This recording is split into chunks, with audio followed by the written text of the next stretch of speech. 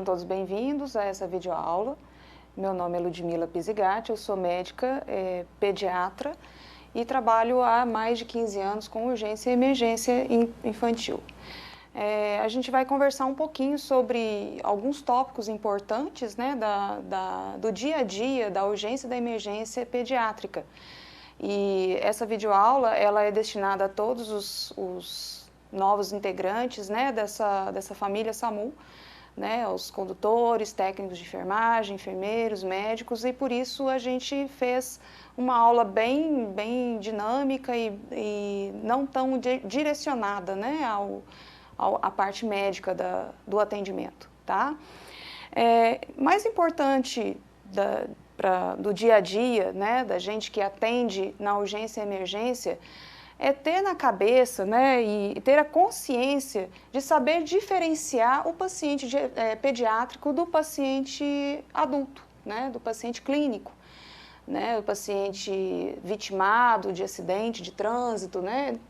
A gente tem diferenças importantes, né, para prestar um socorro mais adequado, né. Lembrar que a criança não é um adulto pequeno, a criança não é um paciente que vai precisar de meia dose, né, de medicação, que não é aquela criança que vai precisar de meio equipamento, né, ele é um paciente, ele tem medicações adequadas para o seu peso e para a sua idade, ele tem equipamentos adequados para o seu peso e sua idade, então a gente tem que entender que o paciente pediátrico demanda um certo conhecimento e uma certa destreza, né, uma certa atenção especial, pois além dele, a gente também está lidando com uma família, com pessoas envolvidas, com um cenário completamente diferente de um cenário onde existem pacientes ou vítimas adultas, né? Outra grande consideração, outra grande vertente, né, de um atendimento bem feito a nível pediátrico é entender a situação desse atendimento, né? Para onde estamos indo? Né? Essa criança está acolhida por quem? O pai, a mãe, o avô, a vizinha, o pedestre, né? Essa criança está sozinha, né? Então a gente tem que entender a situação do atendimento, o que a gente vai encontrar nesse atendimento. E outro ponto muito importante é a logística desse atendimento. Esse atendimento é dentro de uma escola, onde existem várias crianças e existe uma comoção social muito importante. Esse atendimento é dentro de um shopping, é na rua, na via pública. Esse atendimento é dentro de uma igreja, num abismo, num precipício. Como é o local de atendimento que a gente vai prestar socorro para essa criança? Isso tudo são pontos importantes que fazem a gente levar um atendimento mais bem feito para essa criança antes de chegar ao local. Não adianta nada a gente chegar lá e, poxa, esqueci a prancha, esqueci a medicação tal, deveria ter pedido um socorro para um bombeiro me ajudar. Então, não adianta, a gente tem que chegar ao local já com todo o equipamento, com todas as coisas necessárias para prestar esse socorro adequado para essa criança. Outra consideração importante é entender as várias faixas etárias da pediatria, né?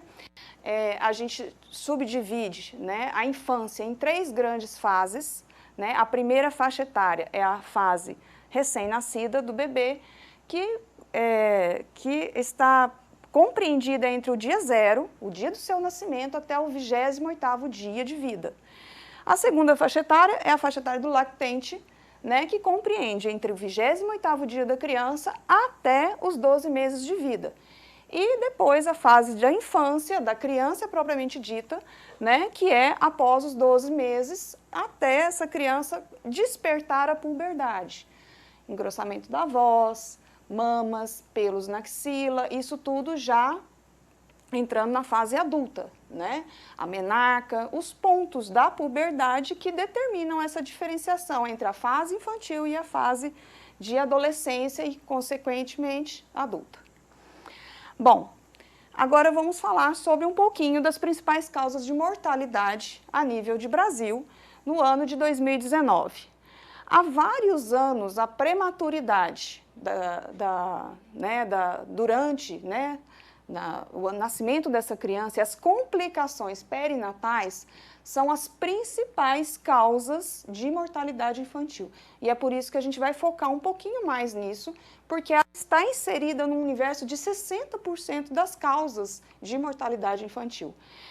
30% das causas estão inseridas naquelas crianças com problemas respiratórios, as pneumonias, as bronquiolites, a asma, as faringotraqueites, né, o broncoespasmo, que é muito comum no nosso dia a dia, e atualmente, infelizmente, o Covid-19, né, que vem como uma doença respiratória, né, para a criança, mas que até hoje a gente não tem ainda estudos aprofundados que fazem com que o coronavírus seja um vírus de muita letalidade no universo infantil, né? Mas é importante a gente saber disso. Depois disso, esses últimos 10%, né, dessa bolinha aí, estão os acidentes, as diarreias, os afogamentos, homicídios, maltrato, a aspiração por corpos estranhos e etc. Intoxicações, né? E a gente vai falar um pouquinho sobre cada uma delas. Bom, continuando aqui, antes de passar para a fase da prematuridade, das doenças perinatais, das complicações perinatais, eu achei muito importante e muito pertinente. Eu que já vivi algum tempo de SAMU, de central de regulação, e a gente se esbarrava nisso todo dia, né? Achei importantíssimo colocar essa imagem, né, do score de Malina. O que é o score de Malinas? É importante a gente colocar na cabeça que não existe transporte mais seguro e mais perfeito para uma criança que o próprio ventre materno, né? Dentro da barriga a criança está oxigenada, está alimentada, está aquecida, está acolhida. Então, se a gente conseguir fazer esse transporte dessa criança que é prematura, que vai precisar de um suporte maior, de um hospital de alta complexidade, de várias especialidades, como será melhor levar essa criança dentro da barriga da própria mãe? Então, como que a gente faz isso? Existem critérios, né? E existe uma pontuação. A gente, né, como regulador, pergunta para a pessoa, né, que está passando, qual é a idade gestacional dessa mãe? Qual a paridade dela? Quantos filhos essa mãe já teve? É o primeiro filho, o segundo, o quinto, o 10º, né? A duração do trabalho de parto. Esse parto começou a ser trabalhado, tem menos de 6 horas, mais de 6 horas, né? Existe grande intervalo, né, entre as contrações. Essas contrações são vigorosas, são pequenas. Como são essas contrações? Então, somando essa quantidade de itens, né, a gente vai chegar a uma pontuação que vai determinar a ambulância, né, sanitária do próprio município, quando essa gestante, né, tem um score menor a 5, ou seja, essa gestante está com uma vitalidade boa, esse bebê está com batimento cardiofetal bom, então não corre risco, não tem perda de líquido, né, então ela tem um score menor de 5. Se essa mãe entra, né, nessa continha que a gente faz entre 5 e 7, a gente já tem que começar a pensar, opa, alguma coisa pode acontecer durante esse transporte que o meu técnico de enfermagem, né, que está dentro dessa ambulância, vai ter a perspicácia, né, a inteligência e a agilidade de estar passando para o regulador uma situação de estresse durante o transporte. Essa mãe pode romper uma bolsa, pode aumentar as contrações e, de repente, não conseguirá chegar até o hospital de destino, né? Talvez esse transporte seja interrompido, ou talvez a gente consiga estar enviando uma USA até o local onde está essa OSB para poder dar suporte, né? Então, essas considerações são importantes. Agora, uma mãe que se encaixa num score de 7, aí é inevitável, aí tem que ser mesmo a nossa USA, que está com presença de médico, presença de enfermeiro, já é uma outra realidade, é uma outra ambulância com outros equipamentos, e esse médico já está mais preparado para atender situações de emergência, né, durante o transporte. Então, achei muito pertinente, acho que todos deveriam dar uma pincelada e saber um pouquinho mais sobre isso, principalmente aos médicos que estão na regulação, porque determinando isso, a gente evita uma porção de problemas, né? Vamos passar um pouquinho então para frente. Bom, acontece, né, que esse bebezinho, né, nasceu. Ele nasceu lá na via pública, lá na casa da mulher, né, da mãe, lá na fila do banco, né, em qualquer situação de via pública, tá? O que eu, como médico, devo saber? A situação dessa mãe, né, o tempo de gestação, a hora que nos ligam lá, olha, como é que está essa mãe? Ela está bem, ela está pálida, ela está acordada, ela contactua, ela conversa, o bebê já nasceu. Enquanto isso, essa ambulância já saiu para o resgate, né, para dar atenção para essa criança, e a gente vai recolhendo essas informações que vão nos ajudar muito a determinar o que a gente vai fazer com esse bebezinho, né? Esse bebê está respirando, tem tônus muscular, ele está ativo, ele está chorando forte, está mais fraquinho, ele está molinho, né? São coisas, situações que a gente pode resolver por telefone e facilitar, né, o atendimento dessa criança. É importante a gente saber que numa situação de parto normal, quando a gestante tem boa passagem, quando é uma gestante que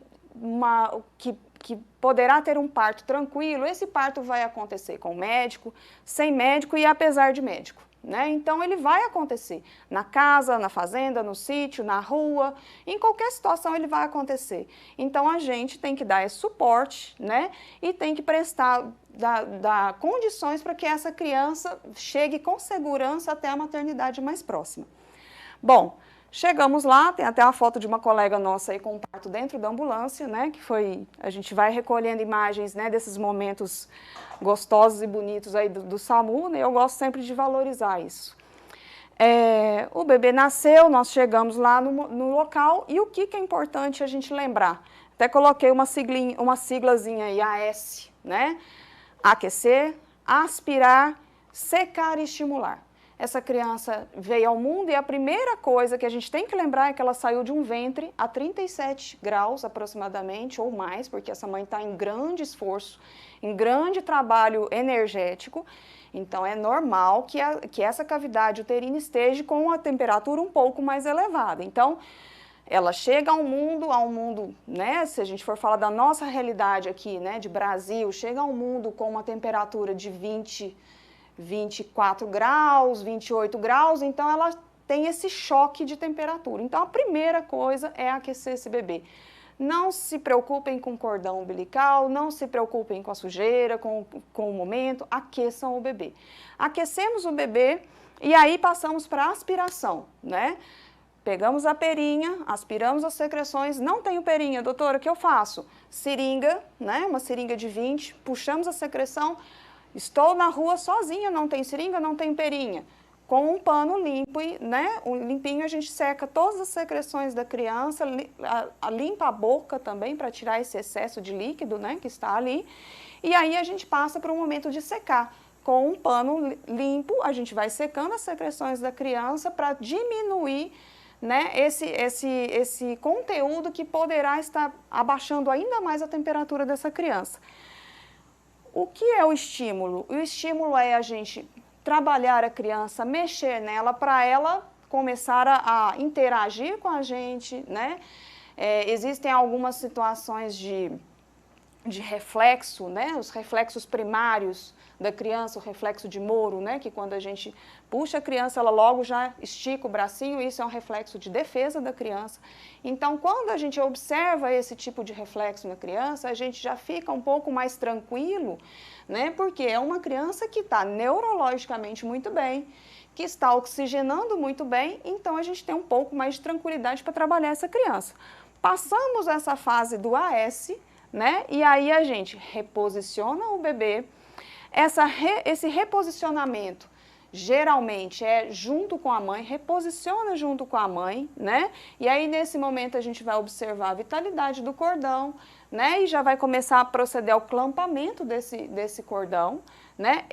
Esse momento aí, ele pode levar entre 3 a 5 minutos, né? Que são os 5 primeiros minutos do Apgar, que são os 5 primeiros minutos de ouro que a gente chama na obstetrícia.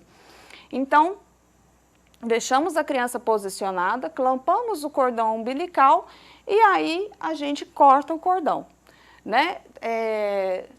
Com isso, né, a gente tem mãe e bebê separados, porém a gente ainda tem dentro da mãe, né, a placenta. Então, assim, não adianta nada a gente tá lá, acode a criança, tudo, lá esquece da mãe, né? É importante a gente se subdividir dentro da ambulância, não é só um, né, não temos só um funcionário, a gente tem mais pessoas, então deixa sempre uma pessoa de olho na mãe, né, para que ela consiga fazer esse desprendimento da placenta, né, de forma saudável, né, que se observar grandes hemorragias, cutuca a pessoa mais experiente, né, mas a pessoa mais experiente vai ficar com esse bebê, porque é justamente nessa fase que a gente tem o grande índice de mortalidade infantil, tá? A gente reavalia, observa a vitalidade desse bebê e aí a gente decide por ventilar ou não. Lembra quando eu falei sobre reflexo de Moro, sobre a criança bem vitalizada, corada, né? Então, é nesse momento que a gente vai decidir.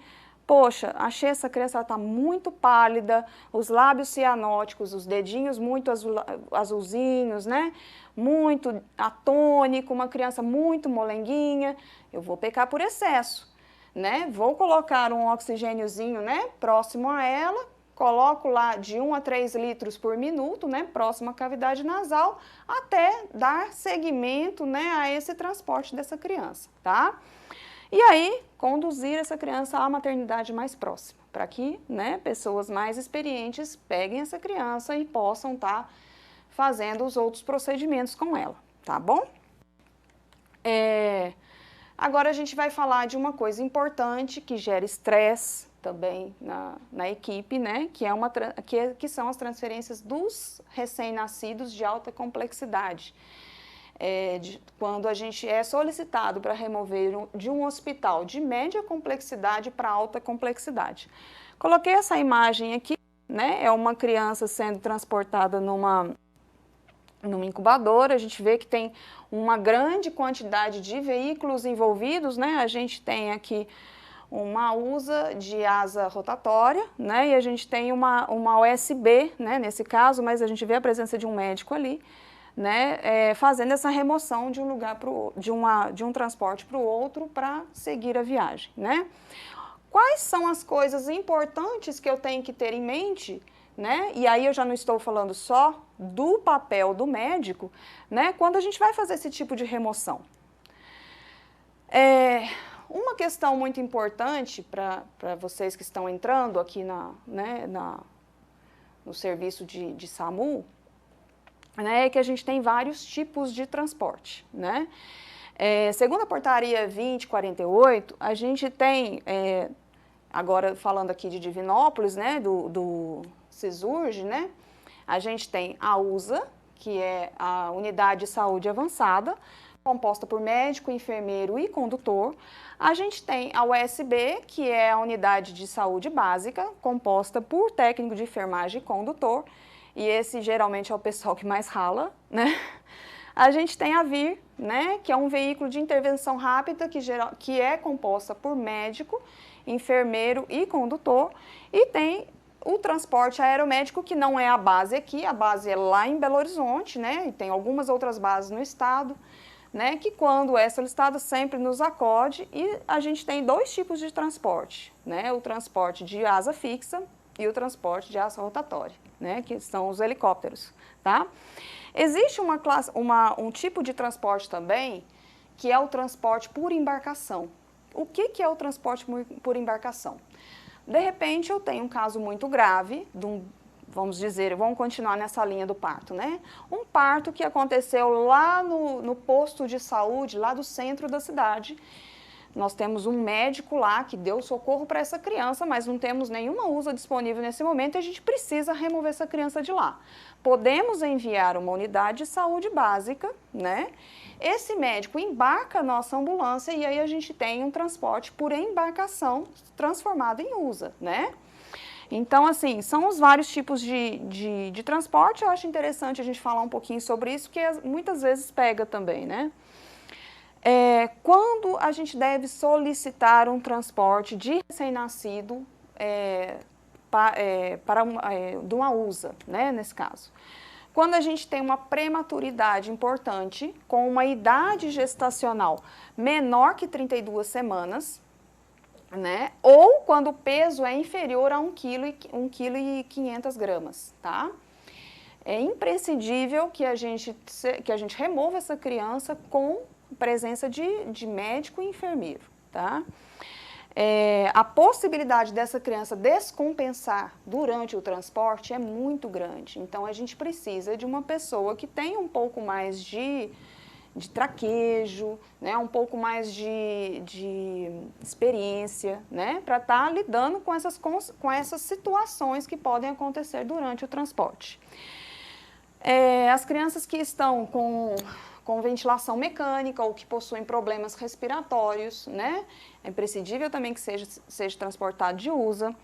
As crianças que estão na eminência de convulsão neonatal ou que estão convulsionando, essas crianças inevitavelmente devem ser transportadas por USA. Hemorragias, coagulopatias, necessidade de intervenção cirúrgica, né, a sepsis ou choque séptico e os distúrbios metabólicos, né? Criança muito desidratada, muito subnutrida, a criança que está tendo problemas, por exemplo, de cetoacidose diabética, né, ou que tem um transtorno renal importante, né, uma disfunção renal, uma disfunção hepática, né, todas essas situações, elas devem ser transportadas por USA, tá?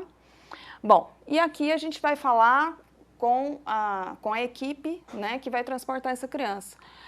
Qual é a responsabilidade do condutor? À medida que é acionada a USA, né, a gente chama a equipe, né, aciona a equipe e esse condutor ele vai ter que ficar responsável, ele já tem que chegar com essa informação. Minha ambulância está com tanque cheio,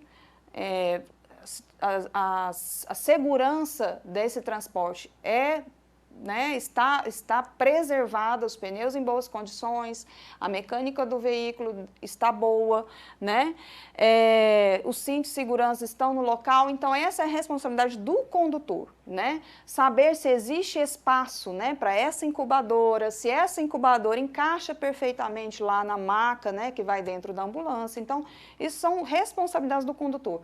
A enfermeira, por sua vez, deve estar responsável pela maleta de medicação, pelos equipamentos que a gente vai ter que usar nesse transporte, bombas de infusão, ventilador, aspirador, os gases, né? Se eles estão, o nível de oxigênio da ambulância está adequado para esse transporte, se ele vai aguentar, né, toda essa remoção que pode levar, inclusive, horas, né? Então a enfermeira vai ficar por conta disso. E o médico vai revisar o prontuário e vai determinar se há necessidade de alguma medicação específica que não tem dentro da ambulância ou de um equipamento específico que de repente ele possa vir a necessitar. Então, cada um tem a sua responsabilidade durante esse transporte.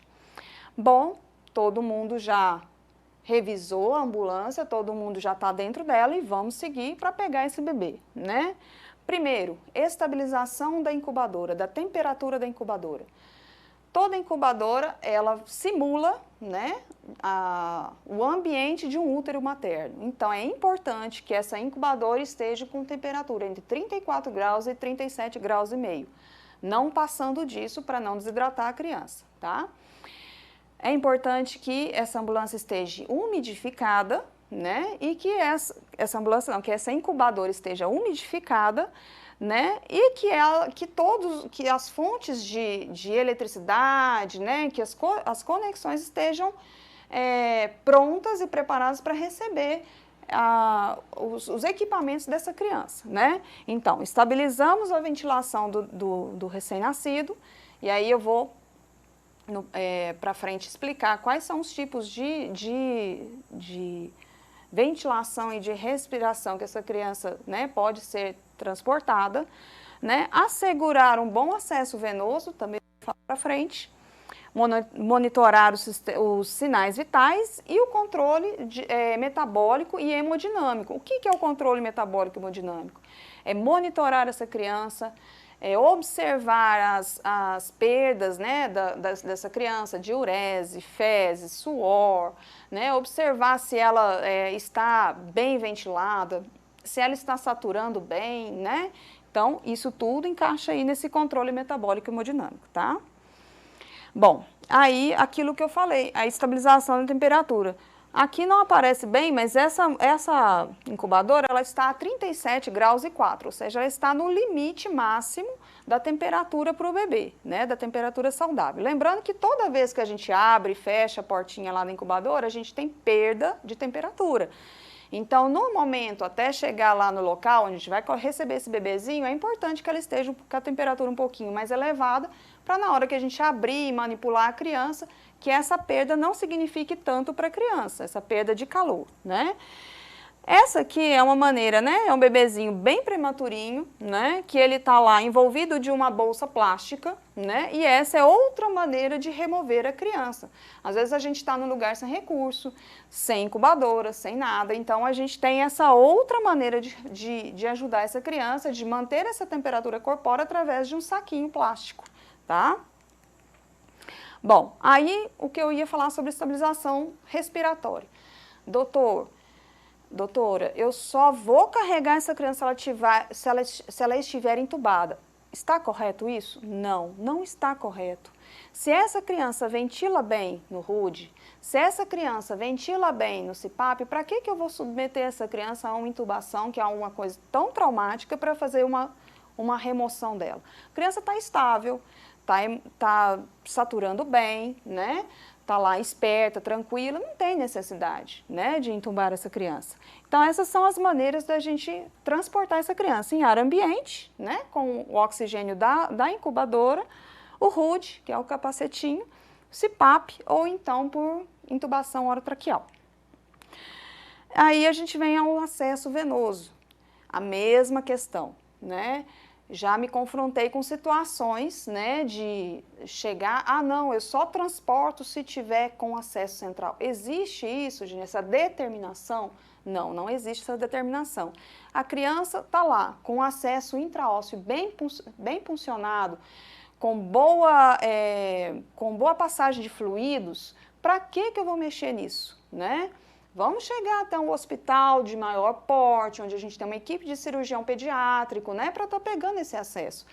Agora, você tem prática para pegar esse acesso central? Você acha que é necessário? Aí é outra situação, né? Os acessos centrais, né, jugular ou subclávia. A femoralzinha também, às vezes, né, é de bom... a gente consegue pegar ela também na emergência, né? Mas lembrando que nos recém-nascidos, nas crianças pós-parto, o melhor sistema de cateterização é o umbigo, o famoso KTU, né? A gente cateteriza o umbigo e a gente tem um acesso muito melhor, né? E é um acesso seguro, que consegue segurar um bom tempo, né? Então, tá aí, os acessos venosos, né? Esses são acessos periféricos, né? Que bastante conhecidos na pediatria, mas lembrando que não conseguiu funcionar, tá difícil, a criança está correndo risco de vida, para que a gente vai ficar segurando essa criança sem acesso? Intraóssea, né? Intraóssea é a primeira opção. Depois de algumas tentativas, né, não consegui acesso, não tenho destreza para acesso central, não consegui acesso periférico, porque as veias são bem fininhas, né? Então, o próximo passo, intraósseo. Não tenham medo de puncionar o acesso intraósseo, né? O acesso intraósseo a gente tem nos equipamentos das ambulâncias, né? A BIG infantil, ele é fácil de manipular, né? Só que precisa realmente ter um pouquinho de treino. né? E a partir do momento que você consegue impulsionar a primeira vez, fica mais fácil, né, as próximas, tá? Pergunta que sempre cai em vários concursos, inclusive de urgência e emergência, né? Quais são os fluidos que eu posso passar numa intraóssea? Né? Aí tá lá, hemoderivados, soluções salinas, cristalóides. E a última questão, todos os fluidos podem ser passados na intraóssea. Então não tenham medo, pode passar de tudo que vocês precisarem, medicação, soluções, hemoconcentrados, não tenham medo de passar pela intraóssea. É um acesso seguro, né? E é um acesso que salva vida, tá? Monitorização hemodinâmica, né? A criança já está com acesso, já está bem ventilada, né? Então aí a gente vai monitorar ela, vai ver a perfusão capilar, a situação da pele, né? As mucosas, se estão bem hidratadas ou não, se estão coradas ou não, se essa criança está com um balanço hídrico, né, adequado, ela está urinando bem, ela teve evacuações, né, prévia à remoção, né? E outra grande questão importantíssima, que todo mundo peca, na maioria dos transportes, é a pressão arterial da criança. Não sei porquê, né, as pessoas têm medo ou não aferem a pressão da criança. E a pressão da criança, a pressão arterial da criança, nos informa muitas coisas. Ela nos informa se a criança está entrando em choque, se ela está fazendo hipertensão, né? Se a gente essas alterações de pressão nos levam a mexer nas condutas medicamentosas dessa criança. Então, pressão arterial é muito importante, gente, muito importante mesmo. Cada criança com seu peso tem um manguito específico, tá? Não tenham medo de medir, de aferir a pressão da criança, e é de suma importância para um transporte bem feito, tá? Bom, saindo um pouquinho agora, né, das complicações perinatais, né, e dos tipos de remoção, tá? A gente vai conversar um pouquinho sobre trauma pediátrico. Existem vários tipos de trauma pediátrico, né? A gente tem os traumas torácicos, abdominais, de extremidades, e a gente tem a criança politraumatizada, onde a gente tem vários setores, né? Com traumatismos, com lesões, com fraturas, né? Então, quando a gente tem mais de um setor da criança agredido, né, a gente fala num politraumatizado, tá? Eu coloquei aqui maus tratos, por quê? Separei um pouquinho, porque o que acontece? Quando a gente que trabalha em porta de urgência e emergência, já viu muito, já viveu um pouquinho, chega a criança mais bonitinha para você, cheirosinha, bem vestida, no colo da mãe, e a hora que você tira a roupa dessa criança, ela está com um abdômen distendido, hematomas para todo lado, tatuagens pelo corpo, tatuagens, sinais de espancamento, chinelo, cinto, cordões, né? Sinais de enforcamento, né? de tortura, né? Então, assim, sempre que vocês desconfiarem, né, a criança, a mãe chega lá com a mesma história, não, ela está prostradinha, ela está ficando pálida, né? Não tenham preguiça, exponham, né? Tirem a roupa dessa criança, observem se vocês não vão encontrar esse tipo de coisa, porque a gente já viu muita criança morrer por lesões, por traumas internos, fratura de baço, fratura de rim, né, por espancamento. Então, é importante a gente investigar esse contexto social dessa criança, investigar essa criança, para não deixar passar batido isso, tá? E aí a gente tem esses tipos de trauma, e aí a gente vai agora entender o mecanismo do trauma. Ligou lá, 192... é um capotamento, essa criança é uma família que despencou lá ladeira abaixo, né? E aí a gente tem uma situação lá de 2 adultos, 2 crianças dentro de um carro, ribanceira, né? Lá uns 7, 10 metros, né, da pista, tá? Para quem acionou, de repente fica difícil determinar o tipo de trauma, né? Mas ela lá de cima já fala, olha, a situação aqui é o seguinte, tem uma família, né, que está lá embaixo, a gente não consegue acessar. Então, essas informações são de uma riqueza muito importante para o regulador para determinar quem vai estar mandando a essa ocorrência, né?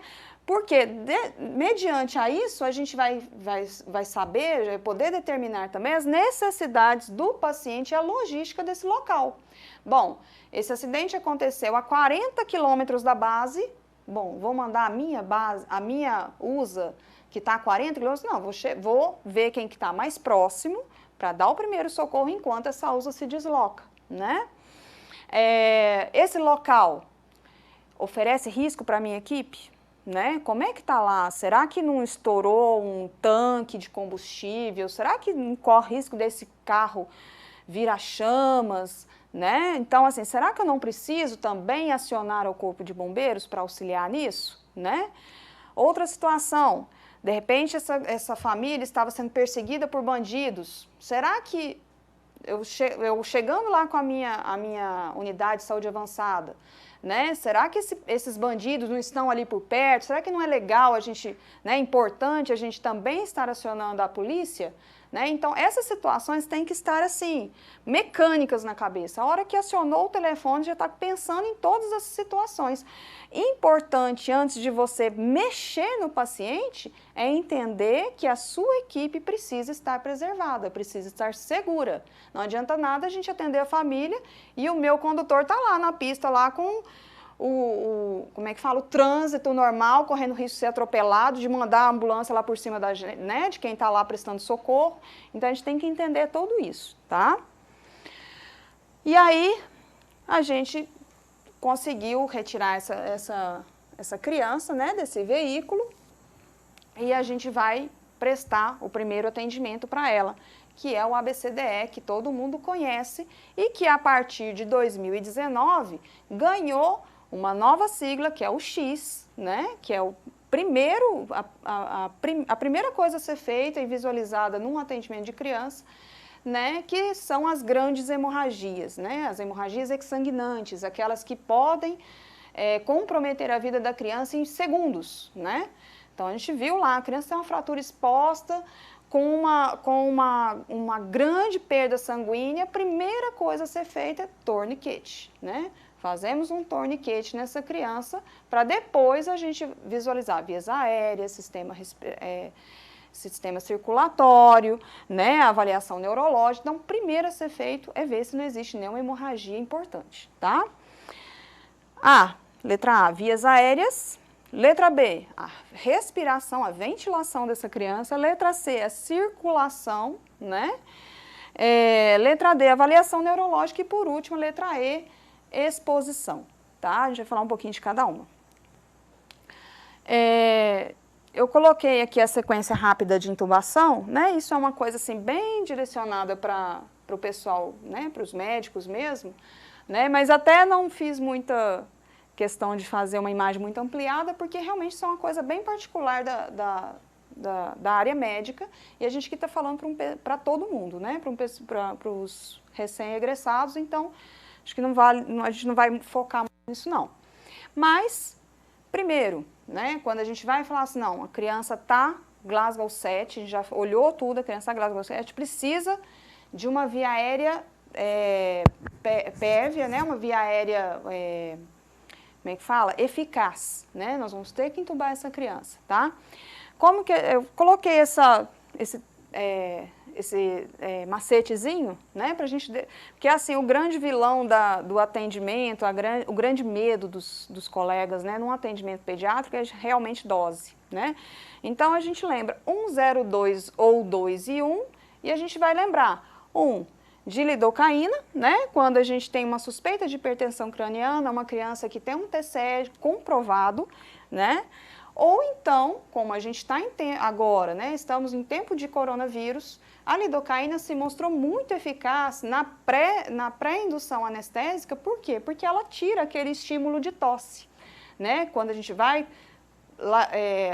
passar o laringo, né, fazer a laringoscopia, né, da criança, a criança começa a fazer tosse, tosse, tosse, e foi visto que a lidocaína tem fator interessante, um fator importante na diminuição desse estímulo da tosse, tá? Então, lidocaína, 1 miligrama por quilo, podendo ser até 2, mas aí a gente tem que ter um pouquinho de cuidado, tá? Lembrar que em menores de 1 ano, a gente tem que ter uma atropina na mão, né? Porque se essa criança bradicalizar, se essa criança fazer hipotensão severa, a gente tem que estar com a atropina ali preparadinha, tá? E a atropina 0,02 miligramas quilopeso dose, tá? Aí a gente passa para analgesia. Bom, a gente já induziu, agora a gente vai fazer a analgesia. Analgesia dessa criança com fentanil, lembrando que nas situações de trauma, o fentanil é bastante interessante, por quê? Porque ele faz uma analgesia melhor, ele ajuda numa sedação melhor, ele tem um efeito mais duradouro. Porém, o fentanil é uma medicação que faz um fenômeno que se chama rigidez torácica, da musculatura torácica. Para quem convive com isso e mexe com intubação de criança assim, dia a dia, é estressante porque a caixa torácica da criança fica como se fosse um pedaço de pau, um toco mesmo. E aí isso dificulta a gente ventilar, dificulta massagear, dificulta passar o tubo, né? Então a gente tem que ter essa consciência. Fez rigidez torácica, a gente já tem que estar lá com a carta na manga, que é a succinilcolina, que é um bloqueador neuromuscular. Ele vai fazer com que essa criança relaxe e a gente consiga fazer o procedimento de intubação, tá? Bom, como a gente está dando uma pincelada também no Covid, né, no coronavírus, foi visto que na sequência rápida, a criança que intubada com ketamina tem uma resposta melhor que a do fentanil. Vamos lembrar, né? Vamos fazer uma revisão. O coronavírus não é um vírus que faz, né, que tem uma ação bastante pulmonar, respiratória. Ela já não causa uma dificuldade ventilatória importante. E eu não acabei de falar que o fentanil também causa rigidez muscular torácica? Então, é muito mais interessante a gente usar uma outra droga que não cause isso, e nesse caso a ketamina, tá? Ketamina, a gente usa ela na dosagem de 2 miligramas por quilo peso, né? Lembrando que a ketamina não é um bom sedativo, né? Ele sozinho a gente não consegue fazer com que a criança fique bem sedada. Então aí vai do traquejo mesmo do colega médico, né? De repente estar associando um midazolam, né? Ou então fazendo um cheirinho de fentanil, tá? Terminamos a parte de sedação, passamos para o bloqueio neuromuscular, e aí as opções que a gente tem hoje em dia é o rocurônico ou então o succinilcolina. Eu, particularmente, prefiro succinilcolina. A gente tem a criança mais na mão, né? A criança é um paciente que ele melhora e que ele piora muito rápido, né? O que num adulto a gente levaria 12, 24, 48 horas para observar, na criança a gente observa em 2 horas, meia hora. Então, a gente perde e ganha a criança muito rápido. Então, por isso que eu prefiro medicações que me deixam a criança mais na minha mão. E nelas aí eu gosto bastante do succinilcolina, né, e do midazolam e da ketamina, tá? Lembrando que quando a gente vai avaliar uma via aérea de uma criança, existem algumas diferenças, né, da laringoscopia de um adulto, né? A gente tem uma cavidade oral, né, uma cavidade oral pequena, uma língua mais grossa, mais forte, porque é uma língua que foi preparada para sucção, então é uma língua mais forte, né, mais musculada, tá? A gente tem um ângulo de mandíbula menor, né, pequenininho, tá? A epiglote, né, de uma criança, ela é em formato de U, diferente do adulto, que é em formato de V, tá? Traqueia mais curta, né? A gente tem que entender que podem haver também lesões da coluna cervical, né? Que no adulto é mais fácil da gente estar observando, na criança é muito mais difícil, pois a ossificação não está completa. Os ossinhos são mais molinhos ainda, né? Não existe ainda aquela cartilagem separando uma vértebra de outra, né? Então a gente tem que entender isso tudo, tá? E quais são as indicações, né? Muito importante também saber. Indicações para intubação endotraqueal. Nas paradas respiratórias, na falência respiratória, a gente está tentando ventilar pelo ambu, pela máscara bolsa-válvula e não está respondendo, a saturação está caindo. Quando a gente tem uma suspeita de obstrução de via aérea, criança que engoliu um brinquedinho, que aspirou o alimento, o almoço, né? Essas situações do nosso dia a dia, tá? Quando a escala de Glasgow desse menino está menor que 8, tá? Eu não aconselho ficar esperando muito não, porque, como eu falei, criança melhora e piora muito rápido. No adulto, a gente sempre espera, né? Vamos lá, até Glasgow 7. Na criança, deu 9, ligue as antenas, né? Deu 8, intuba. Não fica esperando a coisa piorar, porque vai só dificultando o trabalho, tá? E quando a gente precisa de um suporte, né, ventilatório prolongado, tá? No caso do coronavírus, né, que existe toda uma sequência de tubação diferente da sequência que a gente está acabando de falar aqui, né, o suporte ventilatório para essa criança é importantíssimo.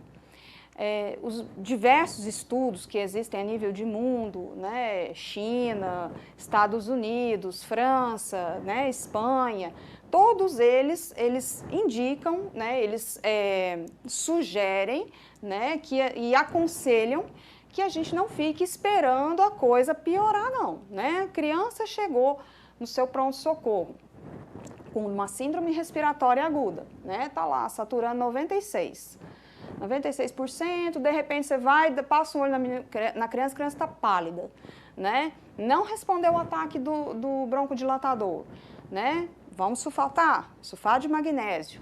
Meia hora depois, observa a criança de novo. Não respondeu? Não pensem mais, intubem a criança.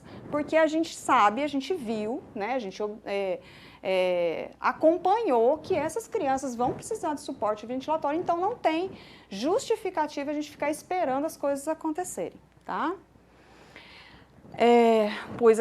Coloquei essa imagem aí de alguns tubos e aí vocês, né, devem estar se perguntando aí, tá, mas cadê? Não tem nenhum tubo sem cuff. Os tubos sem cuff são indicados para menores de 9 meses, né?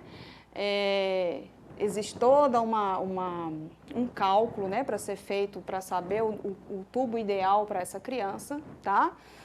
Mas agora, nessa fase, né, que a gente está vivendo aqui de coronavírus, não é indicado que a gente intube essa criança sem o cuff, porque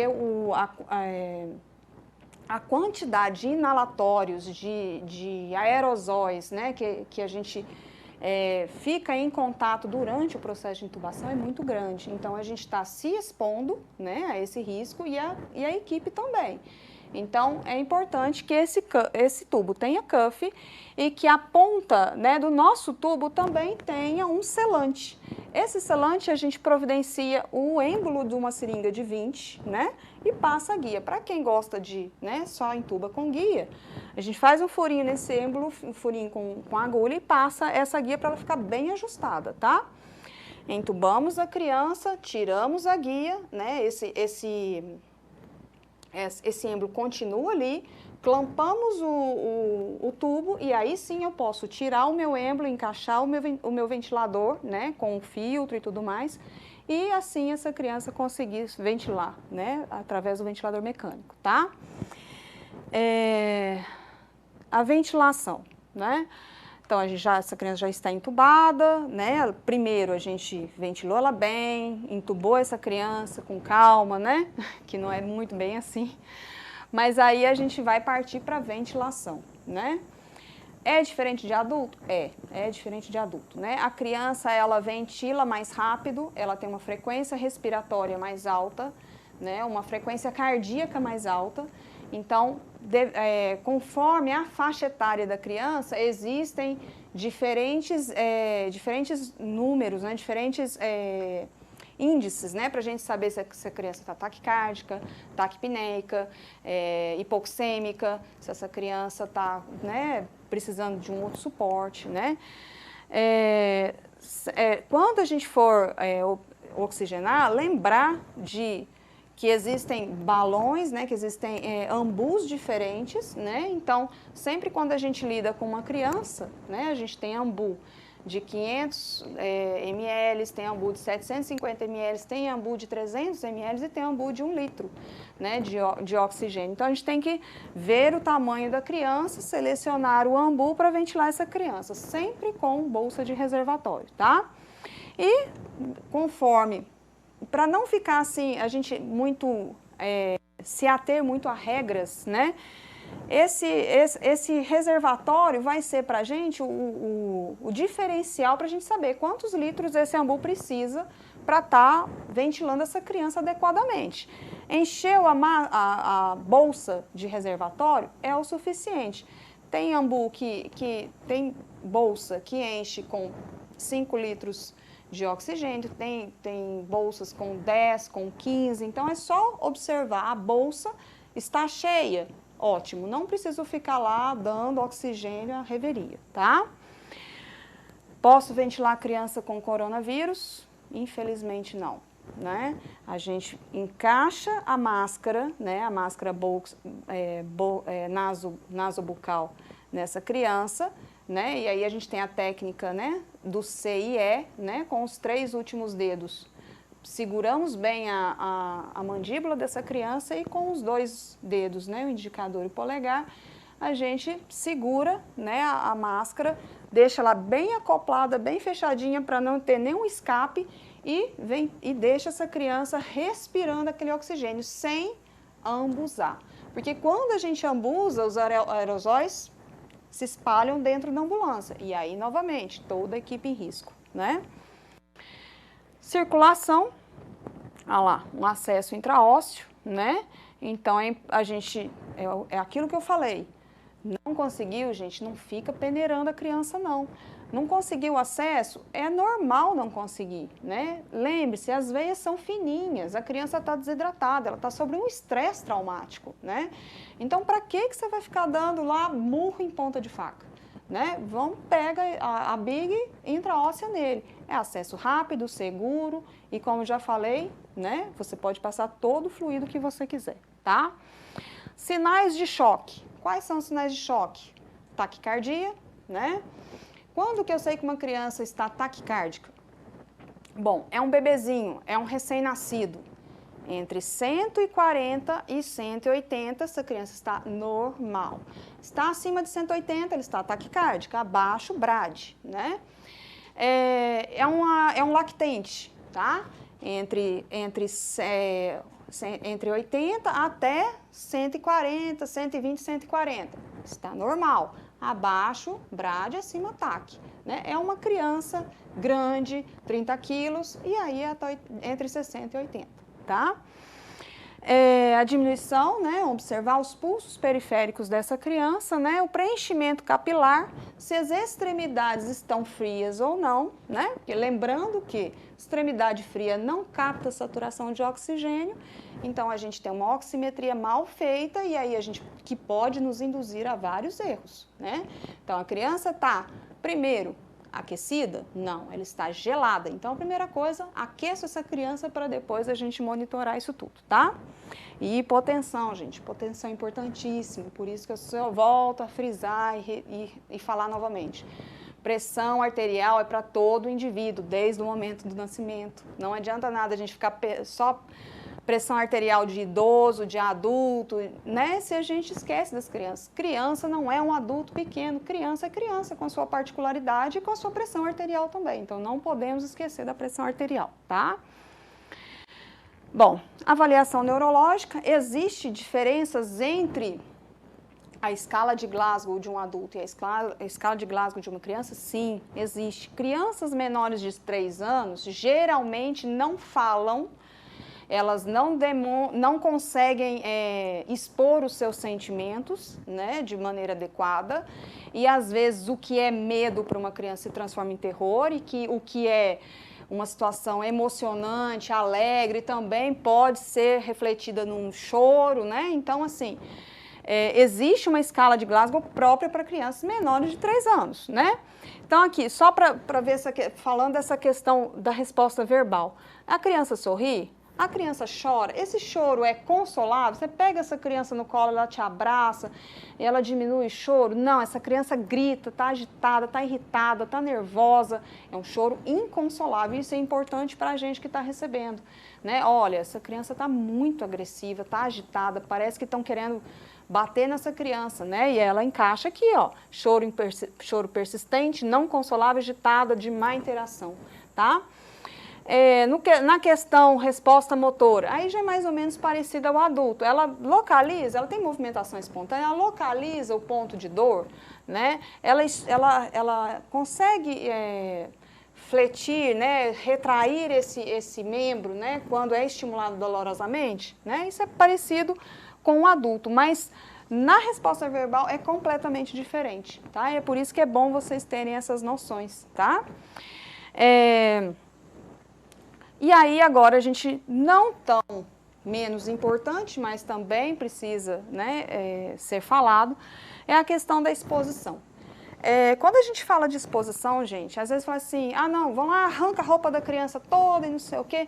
Tá, eu tenho uma mocinha, né, de 10 anos, com um brotinho mamário já aparente, pelinhos pubianos, a mãe, a avó, a vizinha, tá tudo ali do lado, aí vai o cara, tira a roupa da criança. Tá certo isso, gente? Não, não tá certo.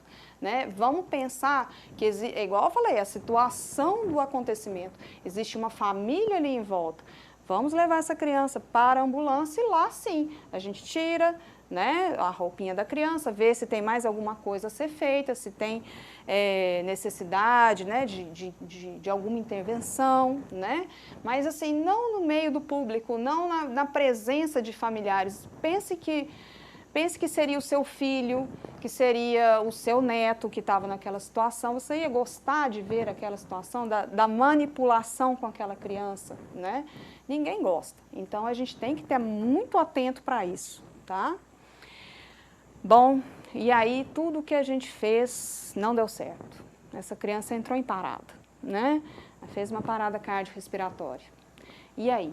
Né? Essa criança, vamos lembrar, ela já estava entubada, ela já estava com acesso puncionado, ela já estava monitorizada e ela parou. Parou, eu olho lá no monitor e está aquele risco contínuo, né? Vamos começar as compressões. Gente, a caixa torácica de uma criança é muito molinha, é muito diferente de um adulto, tá? Além disso tudo, a gente tem que entender que olha o tórax de um adulto, olha o tórax de uma criança, né? No adulto, a gente vai, né, mete força mesmo e cai em cima e joga o peso da gente em cima. Numa criança, a gente faz isso, a gente termina de matar ela. Então, lembrar que, né, durante as compressões, a gente vai abraçar o tórax da criança, quando for uma criança menor, com as duas mãos e massagear, tá? Não conseguindo isso, os dois dedos, né, aqui no externo, né, e vai promover uma profundidade de 1/3 do tamanho do tórax, tá? Então não adianta você ficar lá, né, quebrando todos os ossos da criança, que não vai resolver, não vai ser eficaz, tá? Quando eu estou sozinho, né, atendendo essa criança sozinho, 30 compressões, 2 ventilações. Quando eu estou com mais um companheiro, 15 compressões, 2 ventilações, tá?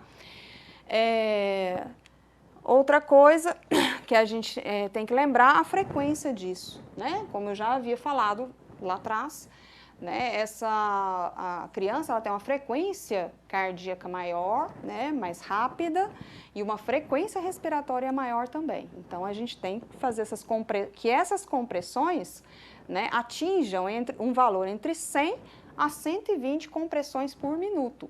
Né? Lembrando que cansa, viu, gente? Cansa, porque no braço ali é uma coisa, é o seu peso que está fazendo a compressão. No dedo, olha só, fica lá você fazendo lá uma compressão só com o dedo para você ver. Com poucos minutos você já não está aguentando de dor. Então, gente, troca aqui comigo, não aguento mais. Vamos revezando, né? Porque realmente dói muito, tá? E aquilo que eu falei, profundidade 1/3 do tórax. Não precisa mais do que isso, não é eficaz fazer essa compressão mais profunda, tá ok?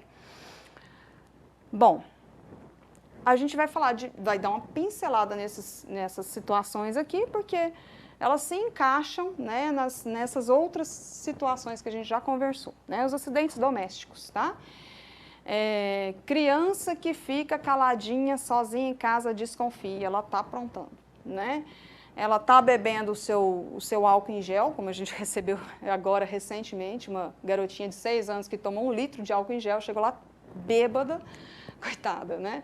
Então, assim, tava caladinha, né? A mãe falou, gente, mas ela tá muito caladinha. Quando foi ver, ela tava bêbada, vomitando, passando mal. Então, assim, criança calada, criança quieta, desconfie que alguma coisa tem, né? Ela tá fazendo alguma coisa. Na questão afogamento, né, que é uma situação bastante triste para a gente, né, porque, assim, dos afogamentos é difícil a gente... 5 a 10% das crianças que passam por uma situação de afogamento conseguem sobreviver, tá? Por que a gente tem muito acidente com criança em balde, em pia, em vaso, em tanque, em piscina? Por quê? Né? Vamos entender. Olha o tamanho de uma cabeça de uma criança e olha o tamanho da cabeça de um adulto. A cabeça de uma criança, ela corresponde a 25% da massa corporal dessa criança. Então, ela não consegue, às vezes, né, ter domínio sobre o peso dessa cabeça, que é diferente do adulto, que corresponde a 6%. Então, ele tem domínio sobre essa cabeça, né? Então, por isso que a gente tem muitos acidentes com criança e afogamento, tá? Intoxicações exógenas e envenenamentos, né? Hoje a gente tem aqui em Minas Gerais o CIAT, né, que é uma central, uma unidade de toxicologia muito bacana, sabe? Eles trabalham 24 horas por dia, 7 dias da semana. Eu coloquei até os telefones aqui, salvem esse contato nas suas agendas, tá bom? São super prestativos, todo o plantão tem gente especializada lá, tem médico, tem preceptor, então eles nos ajudam muito, né? Então, assim, é importante ter esses telefones. Agora, não adianta ter o telefone, você liga lá, não sei a idade da criança, não sei o peso, não sei qual que foi a substância. Não adianta. Para você ligar lá, olha, foi uma intoxicação por Tordon, foi por Roundup, por álcool gel, por chumbinho. A criança tem 6 anos, ela pesa 20 e tantos quilos, né? Tem que ter todas essas informações para eles poderem nos ajudar também, tá? E funciona, viu? Funciona mesmo. Por isso que eu falo, salvem o telefone, é importante, tá? OVACI, né? Que é a obstrução de vias aéreas por corpo estranho. Antes de qualquer coisa, quem já viveu essa situação numa central de regulação, eu acredito que seja a situação mais estressante para o regulador que existe lá dentro, sabe? Ainda mais quando é em criança. Quando é em adulto, a pessoa que está dando o socorro, ela geralmente liga desesperada, nervosa, tudo, mas ela consegue fazer a manobra de Heimlich melhor do que numa criança, tá? Na criança, a primeira coisa mantenha-se calmo. Lógico que você vai escutar xingo, a mãe vai te chamar de 1000 nomes, a vizinha vai tomar o telefone da mãe, vai sair todo mundo gritando no telefone. Então, selecione a pessoa com mais frieza, né? A pessoa mais, assim, tranquila da situação e oriente ela, né? É um bebezinho? Posicione esse bebê de barriga para baixo, com as duas mãos, com a mão, ampare o pescoço da criança, né? E dê 5 tapas bem vigorosos na parte de trás das costinhas da criança. A barriguinha vai estar apoiada no seu antebraço. 5 tapas. A criança não vomitou, não ventilou, não chorou? De novo, 5 vezes, tá? Doutora, é uma criança maior, é uma criança de 12 quilos. Sento numa cadeira, posiciona essa criança de barriguinha para baixo, na sua coxa, e a mesma coisa, 5 tapas bem vigorosas na região dorsal da criança, tá? Criança ventilou, respirou, beleza, a ambulância já está lá virando a esquina, né? Mas pelo menos você já salvou a vida dessa criança, porque se a gente for esperar que essa unidade de saúde avançada chegue até o local, a gente já perdeu essa criança, né? São segundos preciosos de vida que a gente não pode ficar perdendo. Então, a gente tem que orientar essa mãe, esse resgatista, né, que está lá da melhor maneira possível, tá, gente? Convulsões. Sempre que a gente se deparar com uma criança em convulsão, primeiro, posiciona a cabeça, né? Ampara essa cabeça para que ela não fique se golpeando contra paredes, objetos que estão ali em volta, né? Observe se não tem nada, né, na boca da criança, ela não está salivando, limpa essas secreções, tá? Lembrando que não metam o dedo lá dentro da boca, ela vai morder seu dedo. Então, faça um chumacinho de pano, né? E pode travar a boquinha da criança para ela não ficar se machucando, tá? Colocar ela num ambiente bem ventilado, né? Falar pro pessoal abrir, não ficar ninguém ali em cima da criança para ventilar bem esse local, tá? E se você chegar a tempo e presenciar essa crise convulsiva, nós temos midazolam, né? Que é a medicação preconizada para criança, tá? 0,2 mg quilopesio dose, né? Em bolos, tá bom? E oxigênio, tá? E correr para o pronto-socorro mais próximo, tá bom? Lembrando sempre lá da depressão respiratória que o midazolam também pode causar. Por isso que é importante a gente colocar um oxigêniozinho cerebral, um oxigênio para essa criança, né? Porque o cérebro da gente funciona com oxigênio e glicose. Se um dos dois falta, a gente tem, né, isquemia cerebral. Então é importante esse oxigêniozinho para a criança, tá?